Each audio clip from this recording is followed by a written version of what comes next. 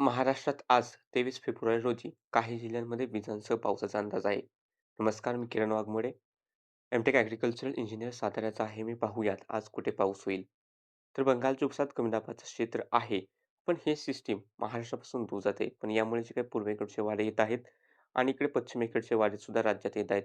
आणि हवेची जोड क्षेत्रासारखी स्थिती विदर्भ, मराठवाडा आणि दक्षिण मध्य महाराष्ट्राच्या आसपास तयार झालेली आहे.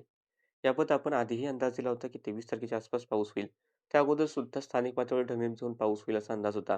तर 21 तारखेला पाऊस झाला, 22 तारखेला काही ठिकाणी पाऊस झालेला आहे. 20 तारखेला नाशिकमध्ये काही ठिकाणी पाऊस झालेला आहे आणि आता 23 तारखेला पावसाची व्याप्ती थोडीशी अधिक राहील. कारण हे 2 वारे एकत्र येत आहेत. पश्चिमी आवर्त या ठिकाणाहून जात आहे. त्यामुळे मेघगर्जनेसह पाऊस होण्याची शक्यता वाढली. सध्या जर आपण सकाळी 8:45 वाजताची सॅटेलाईट इमेज पाहिली, तर भंडारा, गोंदिया, चंद्रपूरच्या काही भागांमध्ये किंवा गडचिरोलीच्या उत्तर भागांमध्ये थोडासा पाऊस येणारे ढग आहेत. खास करून भंडारा, गोंदियाकडे गडगडाट आणि पाऊस येणारे ढग आहेत. नंतर नांदेडचे दक्षिणेकडील भाग, लातूर, धाराशिवकडे सुद्धा एक दुसऱ्या ठिकाणी हलक्या पावसाचे ढग हे दिसत आहेत. पण व्याप्ती सध्या थोडी कमी आहे.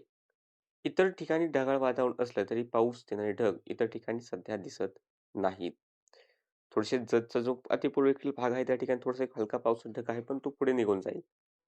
आणि येत्या 24 तासातील जर आपण अंदाज पाहिला, तर येत्या 24 तासामध्ये नागपूर, भंडारा, गोंदिया, गडचिरोली, चंद्रपूर, वर्धा, यवतमाळ, हिंगोली, परभणी, बीड, सोलापूर, धाराशिव, लातूर, नांदेड या ठिकाणी मेघगर्जनेसह काही ठिकाणी थोड्याशा जोरदार वाऱ्यासह पाऊस होण्याची शक्यता आहे.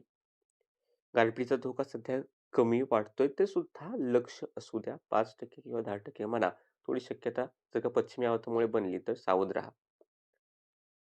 या व्यतिरिक्त राज्याच्या कोकणात पाऊस होणार नाही. वातावरण कोरडे राहील आणि राहिलेले जे जिल्हे आहेत, या जिल्ह्यांमध्ये नाशिक, पुणे, सातारा, सांगली, सोलापूरचा राहिलेला भाग, कोल्हापूरचे भाग आहेत. अं, या ठिकाणी किंवा इकडे अहिल्यानगर, छत्रपती संभाजीनगर, जालना, बुलढाणा, अकोला, वाशिम, अमरावती, जळगाव असेल किंवा बीडचे पश्चिम भाग असेल. सध्या तरी विशेष शक्यता दिसत नाहीये. ते सुद्धा स्थानिक पातळीवर ढगनिर्मिती झाली तर एखाद्या ठिकाणी थोडाफार पाऊस होऊ शकतो. त्यामुळे या जिल्ह्यांमध्ये सुद्धा लक्ष असू द्या स्थानिक ढग कसे निर्मित होतात यावरती. तरी बेळगावकडे सुद्धा थोडाफार पाऊस अपेक्षित आहे. तसेच कर्नाटकचा बिदरचा भाग आहे किंवा सोलापूरला लागून असलेले जे काही भाग आहेत, याही ठिकाणी कर्नाटकमध्ये मेघगर्जना आणि पाऊस होण्याची शक्यता आहेच. बाकी सध्याच्या अपडेटमध्ये इतकंच. दररोज हवामानाचे अंदाज पाहण्यासाठी चॅनलला सबस्क्राईब करा.